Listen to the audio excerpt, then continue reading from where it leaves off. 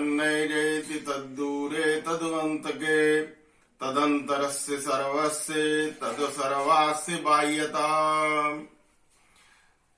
सभी को इस जूम मीटिंग में जो भी साथी जुड़े हुए हैं बाल सत्संग में, सभी को सादर सप्रेम नमस्ते।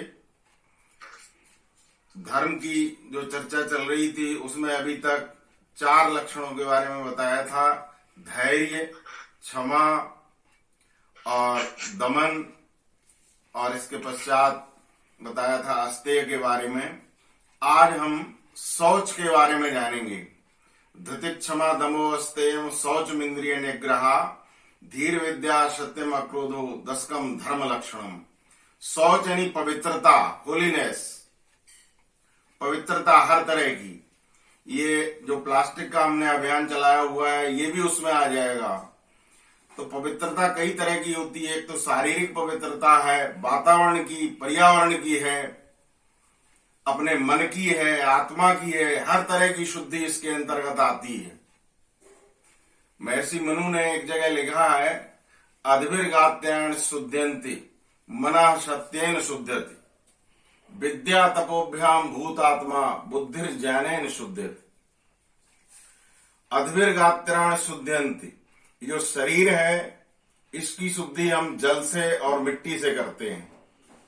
देखिए, प्राचीन समय में पर्यावरण प्रदूषित नहीं हो इसके लिए मिट्टी को अधिक उपयोग में लिया जाता था। मिट्टी और जल से शरीर की शुद्धि होती है। अद्भिर्गात्राण शुद्ध्यन्ति मनः सत्येन शुद्ध्यति, और मन जो है वो किससे शुद्ध होता है? सत्य से, सत्य के आचरण से।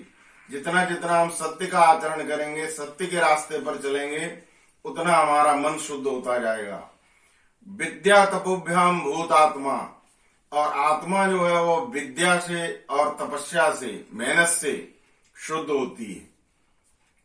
विद्या तपोभ्याम भूतात्मा बुद्धिर ज्ञानेन शुद्धित, और बुद्धि की जो शुद्धि होती है वो ज्ञान से होती है।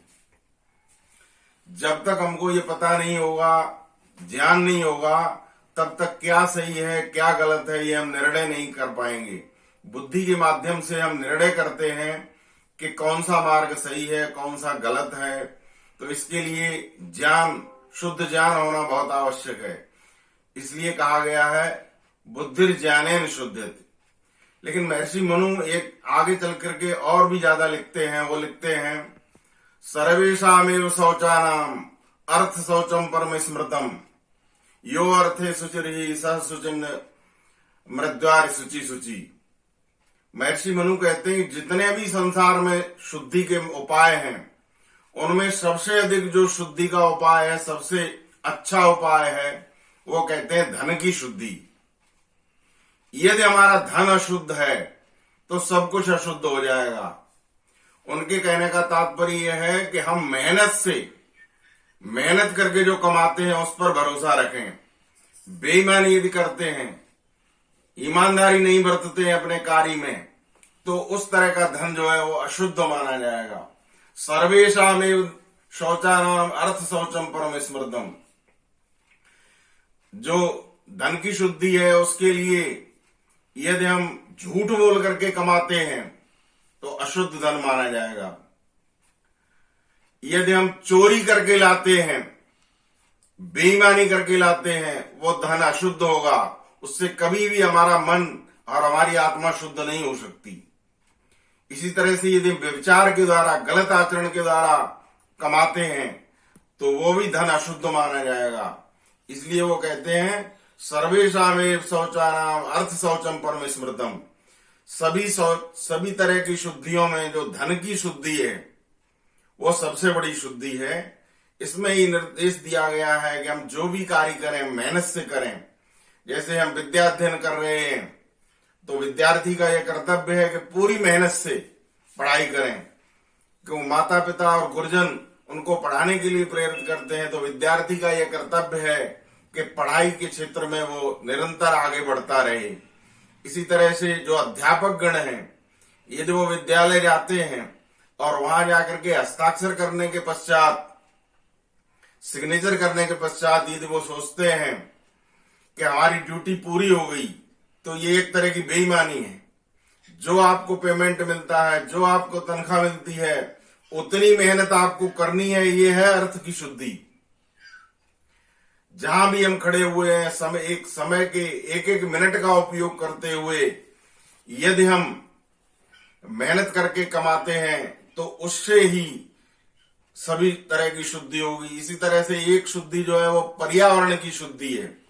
पर्यावरण की शुद्धि के लिए हमको दैनिक यज्ञ करना पड़ता है, अग्निहोत्र करना पड़ता है, जिसका प्रशिक्षण इस कार्यक्रम में आपको प्रतिदिन दिया जाता है। प्रातः 6:30 बजे से और 7 बजे तक जो हमारा सत्र चलता है उसमें योगासन, और 7 से 7:30 जो यज्ञ का प्रशिक्षण दिया जाता है।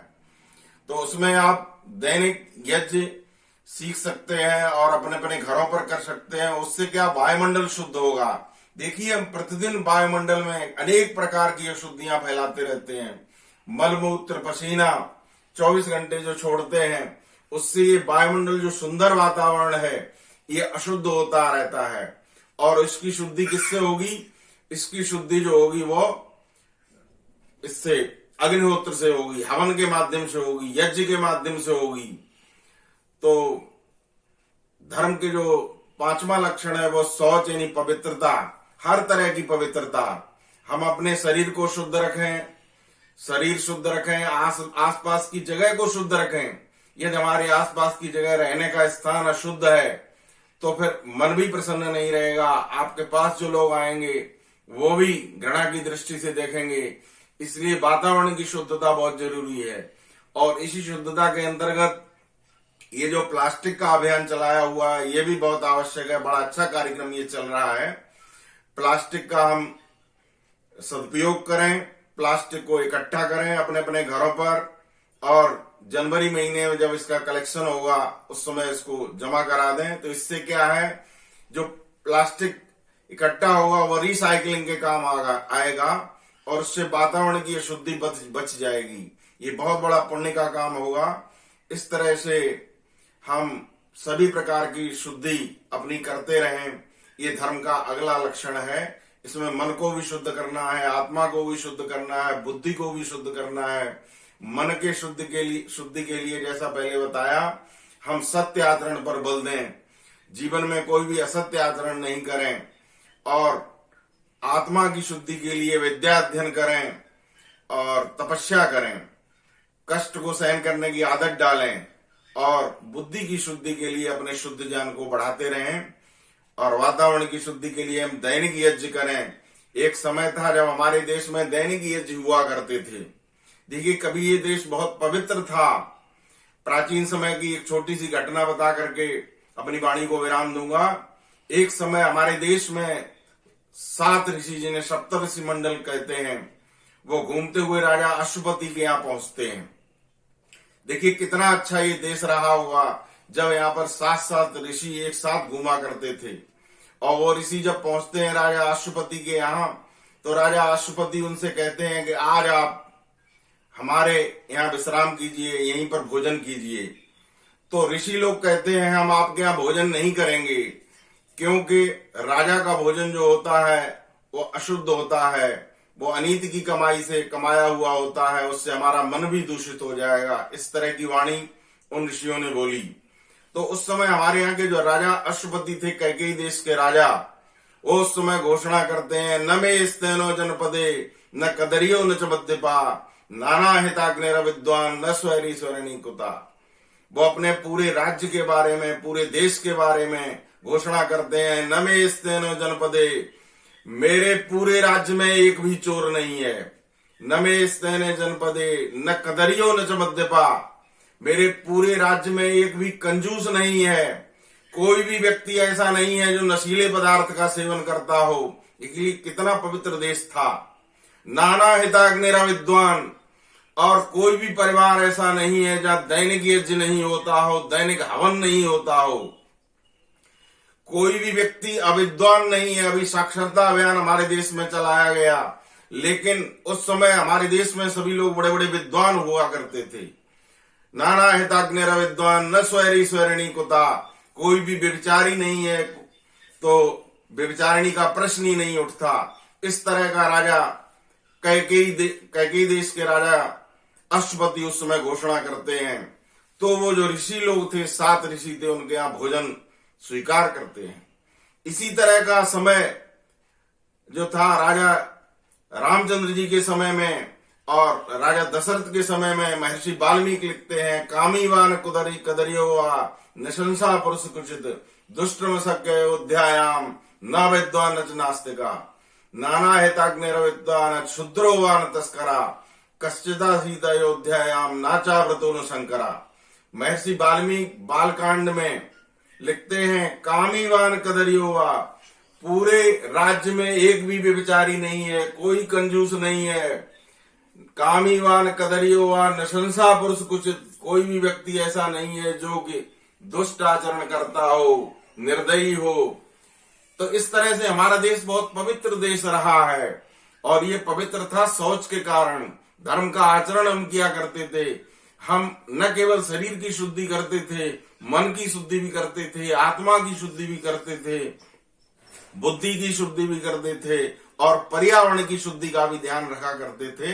तो आइए आज हम संकल्प लें कि हर तरीके से अपने जीवन को पवित्र बनाएंगे। इन्हीं शब्दों के साथ मैं अपनी वाणी को विराम देता हूं। ओम शम।